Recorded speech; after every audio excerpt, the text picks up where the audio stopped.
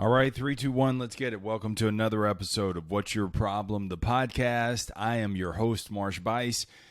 And on What's Your Problem, we're going to deal with 3 universal problems. Every social status in life has to deal with. They will never go away. These 3 problems, I may have never met you in my life, but I can tell you what your problem is. Adversity, uncertainty, and complacency. And so you need some skills to develop so that way you can handle the adversity, embrace uncertainty, and never settle again. And these 5 skills you already have within. They all start with the letter C, and they are going to build your confidence. That's another C. They're going to build your confidence so that way you can handle the adversity, embrace uncertainty, and never settle again. And so those 5 C's quickly are communication, curiosity, creativity, continuous learning and action, and productive confrontation. So when you work within those 5 skills every single day, you'll be RFA, ready for anything. Do you know everything? No. Will you be ready for anything? Absolutely. So when uncertainty comes about, when adversity pops up, when you feel that complacency kicking in, that I'm going to talk a little bit about today, then you got to ask yourself, okay, I'm starting to get into this rut. What am I not doing? Chances are you're not communicating, not only with yourself, but also with others. You've stopped being curious. You're living in statements. You're not being creative. You bitch about what you don't have instead of using what you do have. You've stopped learning, so you're no longer a continuous learner, which I'm going to talk about today. Or you're not confronting some things, not only in yourself, but you've got to set some boundaries and some things that you won't tolerate from others as well. So when you find yourself a little in this wheel slippage, just look back at these 5 C's. What am I not doing well with? So I hope that these bite-sized episodes that I bring to you will trigger one of the 5 C's, one or many of the 5 C's, and you say, okay, I get it. And so I may not point blank, here's how you be a better communicator today. I'm not necessarily the Chris Farley man down by the river in a van down by the river. I'm not necessarily, those Saturday Night Live fans out there can appreciate what I just said. If not, YouTube it. But, you know, they're laced with communication, curiosity, creativity, continuous learning and action, and productive confrontation. These things, they're just embedded in my messages itself. So today, man, I want to talk quickly about the opportunity cost and seizing some of these opportunities. And so this idea for this episode came from a book that I just was going through my public library app. Those of you who do not subscribe to your public library, they have free books. You can get them on Kindle. You can check them out for 14 days. Go get a library card, and then you can check these books out for free. There are some books that I read for free that really resonate with me, and I call those lifetime books. I go buy the book, and then I put them on the shelf because I reference back to them often. But most of the books that I read, I just read and move on. So why spend the extra money that I don't necessarily have to? And I learned this. This is where I got creative when I was at the bottom rung in the ladder, man. I was demoted. I had $11.18 in my account. I had $10,000 in obligations coming up the following month. Dude, I didn't have no money. I didn't have enough money to even buy a book. So I had to get very creative. I got a library card.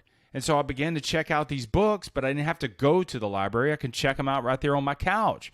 And so this random reading that I did today was Finish What You Started. Those who are watching on the video, Finish What You Start, The Art of Following Through, Taking Action, Executing, and Self-Discipline by Peter Highlands.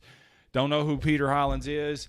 I just like the title of the book, so I opened it up, and this morning I set my timer for 15 minutes, and the chapter that I read was about staying hungry, and it's about how do you stay hungry, because I have lost my hunger in many, many instances. So the greatest time is when you're chasing for something and you're gunning for something, but after a while, and you achieve the goal, you lose your hunger. And so you have to, I think probably back in the 600s series about always be burning. You got to adjust the burn. And so that's what great athletes do. Legends like Tom Brady, And I think that's what I referenced to in that. I'll bring it back probably. I'll clip it out and bring it back to for a What's Your Problem soundbite. But, it's about adjusting the burn. So that way you continuously grow, continuously evolve. So in the chapter, let me read quickly for context what Peter Hollins writes. He says, everything in life is an opportunity cost. Everything in life is an opportunity cost, which means that everything that you do will call for something from you.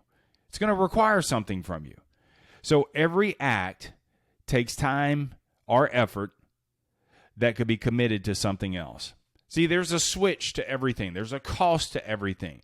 So if you choose to just chill out, there's an opportunity cost associated to that. So it's going to cost you time.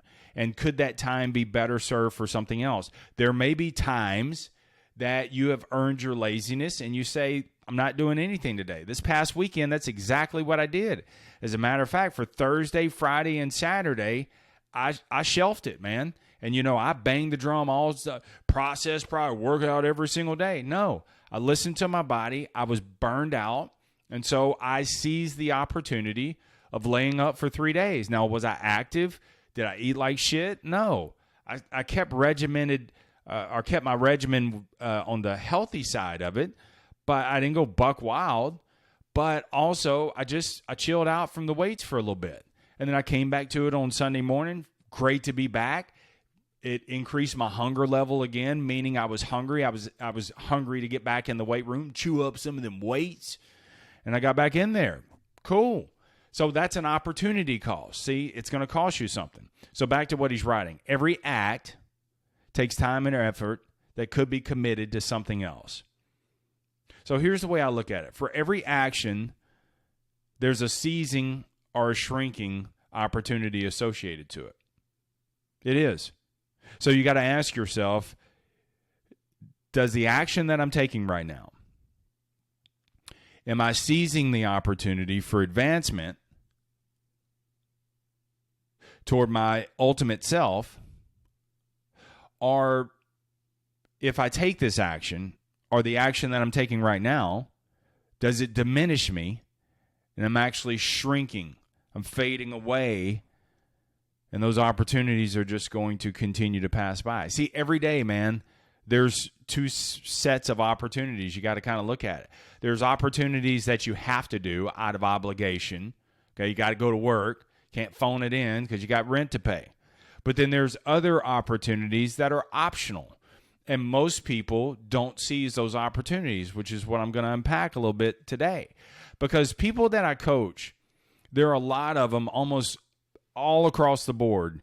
They all say, man, things are going pretty good. So once we kind of get out of the mud, we get the wheels going a little bit, about 30 days into it, they're like, man, I'm good. Everything's going good. Jobs. People say that all the time. Man, I got a good job. Sure, it may satisfy the now.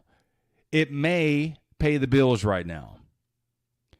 And everything may seem fine until you get pushed out, or you get fired, or your job gets eliminated, or the economy changes and, the tide comes upon you, and you realize how out of whack you are.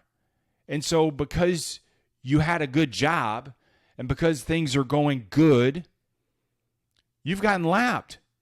And so all of these skills, all of these knowledge and know-how, you could have been adapting and attaching to the experience that you have, yet you let those things just go by because there was no mandate. You weren't forced to do it. And because everything was good, you got complacent. See, good breeds complacency. So if you were saying, man, things are good, that means that you're getting complacent. That's why I talk about the three problems: adversity, uncertainty, and complacency. Complacency being the biggest thing right now. So the complacency, how do I stay hungry, is I've got to seize these opportunities. First off, you got to be aware that there are opportunities. And it's not like you just snag everything. You're not a dryer sheet and you just attach to everything that flies by. No, but when you know what you're going for and it's aligned with your higher future self, then everything that I do, the actions that I take, are in alignment that bring you to your destiny. So for me, I want to be fit. I want to be a 50-year-old, 60-year-old, 70, 80. I want to be super fit. So I want to be lean. And I want to be wealthy.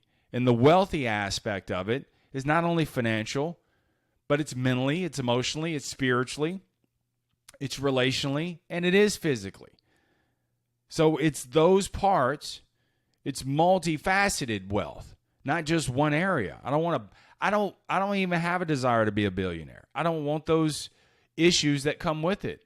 But I want to have abundance, not only financially, but also where I don't have to so much worry about things, but also not at the sacrifice where I lose my spiritual or my mental component, or I burn relationships around me. I don't want that.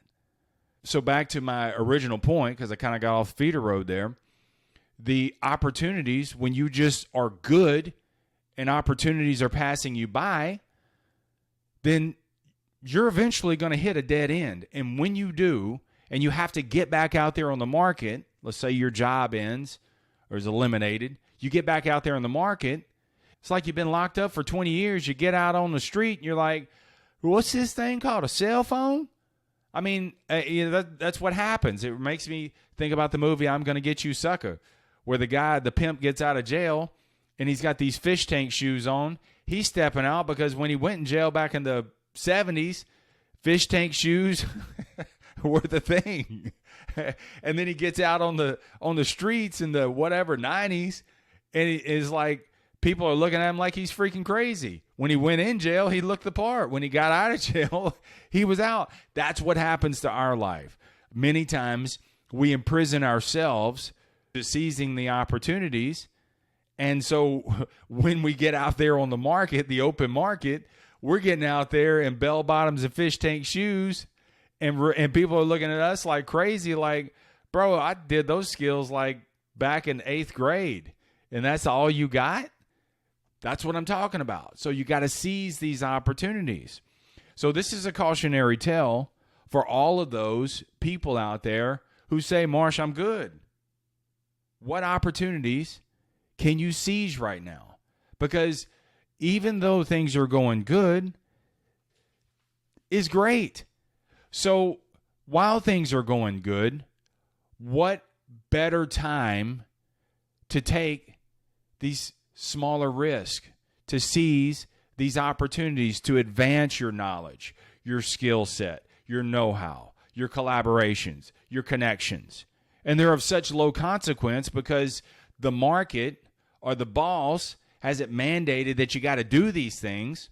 So the fact that you can do these things and not even get bothered by it, and you can actually subtly advance your skills, knowledge, and know-how, and you're just inching along. And they're of such low consequence that you can almost take a hobby approach to it.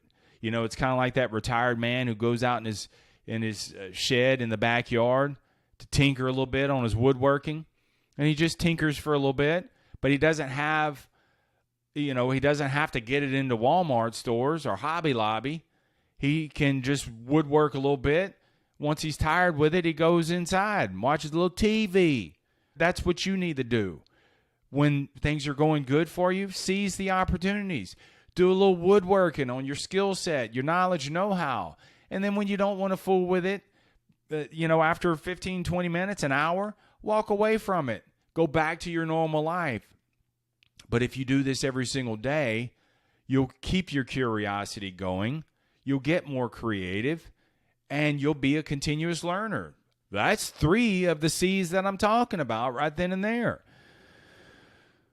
Now, on the flip side of this too, if you are new on the market, say you just got out of school, and you see all of these people that you're surrounded with, and they've been putting in, decades of time, and you think, man, there's no way I can get to that skill set or that knowledge. They've been doing this for so long.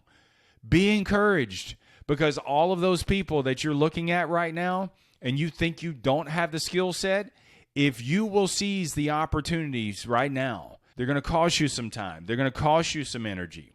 But if you will seize these things consistently all the time, then what will happen is there's plenty. All of those people, they're all complacent. And they're all good. And so they're not advancing their skills like you are. And not only will you catch them, but you will surpass them as well. See, remember, it's consistency over intensity. So many times people make the mistake. They start off with intensity, but they can't be consistent. But if you start with consistency, the intensity will naturally gravitate from there because you're just going to continue to raise the bar a little bit if you seize the opportunities. So how do you stay hungry? Peter Holland says there's two different ways to do this. The first one I don't so much like. The second one I do. The first way to stay hungry and to seize these opportunities is to make the motivation stronger than the action that you're taking. In other words, let's take it for me. When I started in sales, I had no stove, no refrigerator, living in a sketchy neighborhood. So the opportunity, the cost, so when I got into sales, I was willing to make the sacrifice. I was willing to put in the time and the energy to buy a fridge, to get a stove, and to get up out of that sketchy-ass neighborhood. So it cost a lot, but 26 years later, it's fabulous. I've made more money and am more satisfied successfully.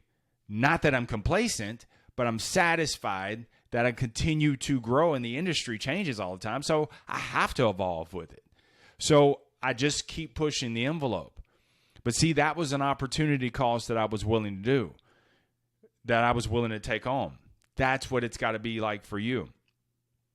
So back to Holland's point, for a period, you can make the motivation stronger than the sacrifice. So it's willing, I don't want to do this. I don't want to work 12 hours. I don't want to come home and do extra work, but I'm willing to do so. Say if you get into college or go back to college after being in the job field for a while, but you want to advance your skills, whatever. So you see the difference on that? The second way is what I like better. The second way is to make the sacrifices smaller. So in other words, you make these things so small that you don't have this drudgery of, oh my God, let me do this thing. Because it takes time, man, to be a master. And the mastery part of it gets monotonous. You start off bright and shiny and it's new opportunity, but after a while, man, it kind of loses its luster. I go through these seasons in sales where some days I'm like, oh God. It's just an eye roll, but that's when I feel myself slipping into complacency. So I get in the trade magazines. I start reading and listening to other things that start to trigger these thoughts again and stoke the fires a little bit, adjust the burn, and now all of a sudden I'm back fired up again.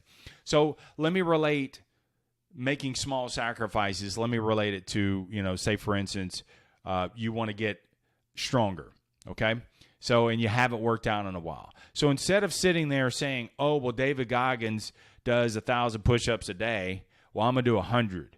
Instead of standing there and you haven't worked out in a long time and want to do 100 push-ups, you're going to quit pretty quick.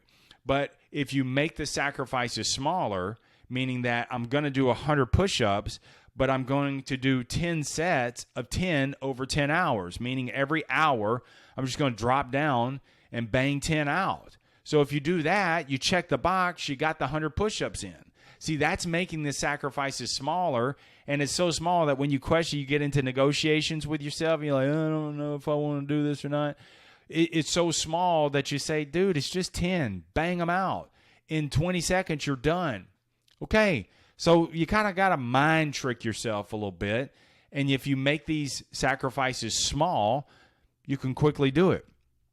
So I make the sacrifices small in reading. Instead of powering through a whole book, and you want to start reading, but instead of just picking up this big-ass book, there's a Napoleon, almost said Dynamite. There's a Napoleon Hill, the Keys to Success. Dude, that book is this thick. I was reading out of it yesterday. I don't have to read the whole damn book. I just go to a chapter and I just read that one chapter about that.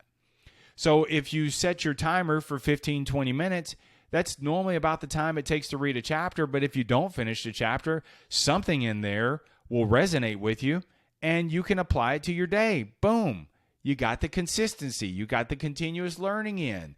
You got some creative thoughts in. So what I really like about the random reading aspect of it is not only do I stay reading, but also I get a broader field. So I'm not trying to get through this book to get to another. I kind of embrace the ADD side of me because something else comes out. Robin Sharma was on a podcast the other day. He's got a new book. I'm like, and a lot of times I want to go to another book. And so this kind of embraces that where I can jump in a book, jump out of another.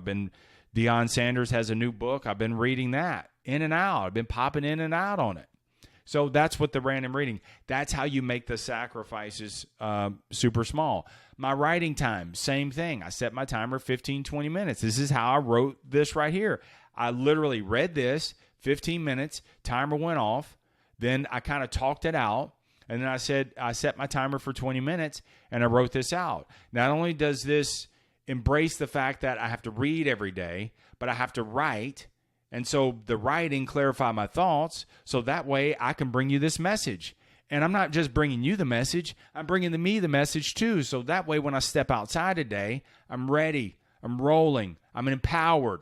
I've got something new in the tank. And that's what keeps my life colorful.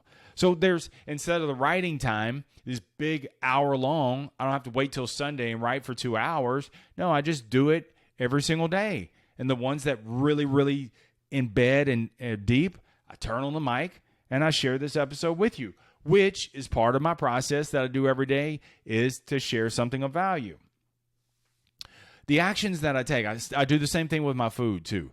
My food, I'm not big into meal preps and all this kind of different stuff. My meals take 10 minutes to make. I've done that. I've found meats and vegetables that only take 10 minutes to make. So I may have something in the microwave, one thing in the air fryer, another thing in the broiler. And so I got all those three things in 10 minutes. Everything's put together. Boom, I'm done. This keeps me healthy and aligned toward being fit and wealthy.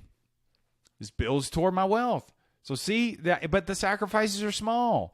I don't have to go spend a bunch of money trying to mail order some meal preps. Everything I need is right there, but how can I make the sacrifices smaller and the benefits greater as well? That's what I'm talking about. These actions become habits, but they're so small that I can jump in and out and I don't have this big drudgery kick in. When you dread something, I should say, what do? You enter into negotiations. If I enter into negotiations with myself, I have lost. So the small sacrifices, the simple sacrifices, keep me from negotiating with myself because I am going to ultimately lose. So let me ask you this. What opportunities will you seize today? They're going to cost you something, but will they advance you? Will you seize them to advance in life, or will you just say, not today, maybe another day? You're letting those things compound, and they're actually, you think it's a day, but for every day you don't seize, you're probably given 3 days of opportunity. That stuff compounds, man. Initially, it looks like 1-to-1. Then it goes 2-to-1. Then it goes 5-to-1 or 1-to-5. And then it goes 1-to-10. And so these big events that you want to put aside and say, next month, one day, I'm going to rent a hotel room and I'm going to write all day. No, you're not. You're going to be by the pool, drinking a margarita in no time, because the other action, the other alternative is way more appealing.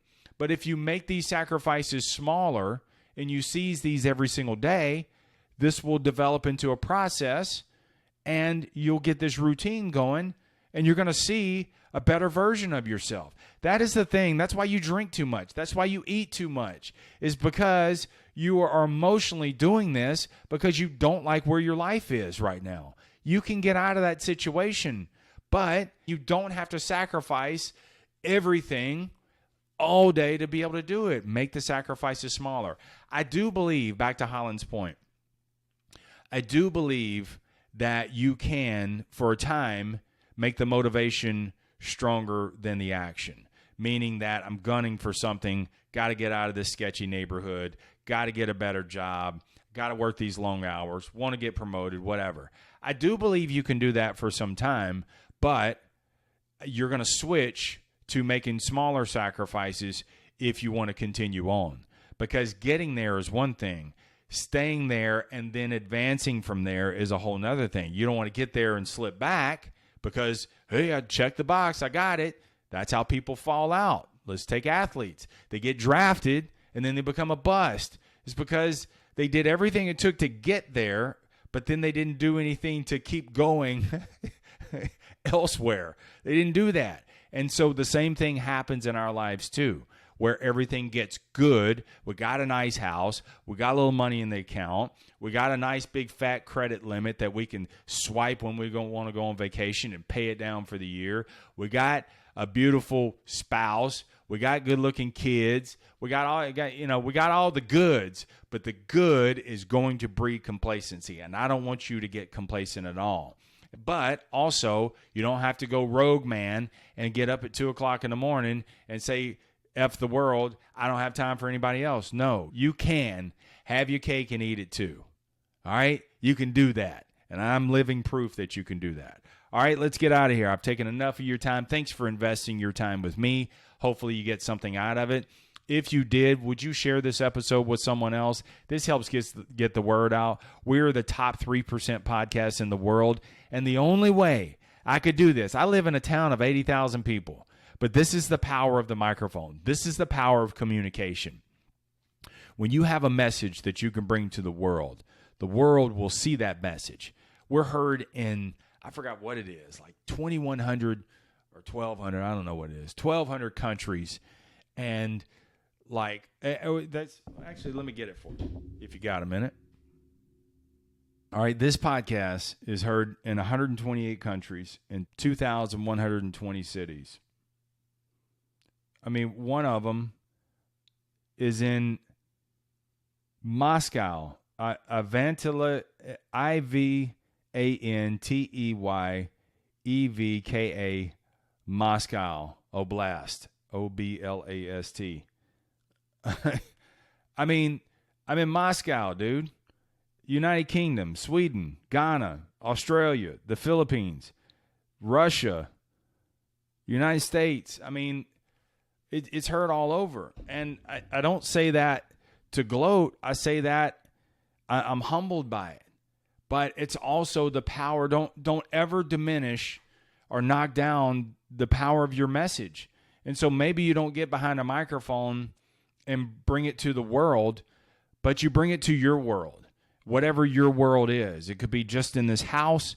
It could be just on your job site, but you make an impact. You make a difference. This is why I talk about communication, because it is so important. You can't connect with the world if you don't learn how to communicate. And so I hope that when you hear these messages that you realize I have more to offer. You have a great gift. You have a tremendous niche, and no one can bring it like you can. Don't ever forget that. And I used to say all the time, and I got away from it, but maybe I should start saying it again. Remember, the greatest sale that you will ever make is to sell you on you, because you're more than enough. Let us know it. All right? Keep it simple. Keep it moving. Never settle. Seize the opportunities and stay tough. Peace.